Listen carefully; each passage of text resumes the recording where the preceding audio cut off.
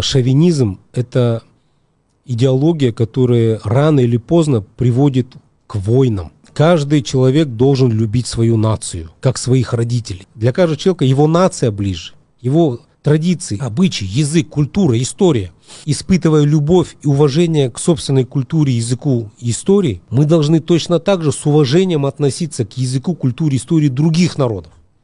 Понимать чувства других людей к своим нациям. Когда человек, вот у германской нации, вот у немецкой нации была болезнь, они вдруг себя в какой-то момент посчитали выше других, арийцами, привело к войне. Японский империализм, они себя посчитали имперцами, да, что они имеют право Корею, Китай, другие страны Тихоокеанского, Азиатского региона завладеть. Да? И точно так же русский шовинизм. Вдруг Путин решил, что нету такой нации, как украинцы. Написал статьи, что на самом деле это сложно сочиненное государство, как он говорил, да? Что нету, что это на самом деле русские. Но также нельзя. Это и украинцы, они имеют большой музыкальной культуры, большой фольклор, история.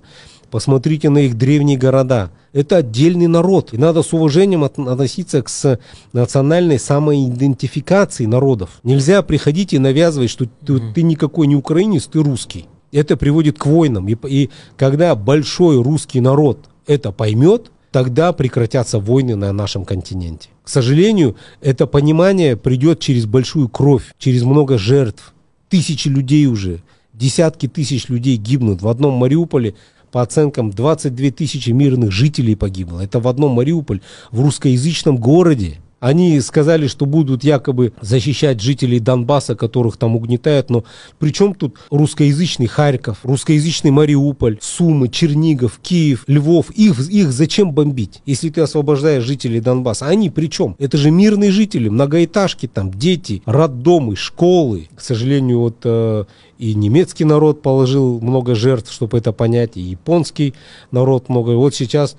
Кстати, французский народ, потому что Франция воевала с Алжиром 8 лет, с 54 по 62 год. 2 миллиона алжирцев положили свои жизни за войне за независимость Алжира. Война с Францией была. Это их метрополия была.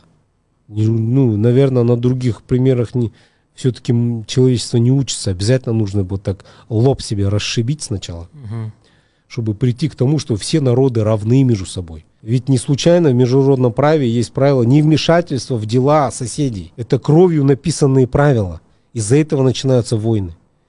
Ну вот, к сожалению, свидетелями уже в 21 веке такой войны мы являемся.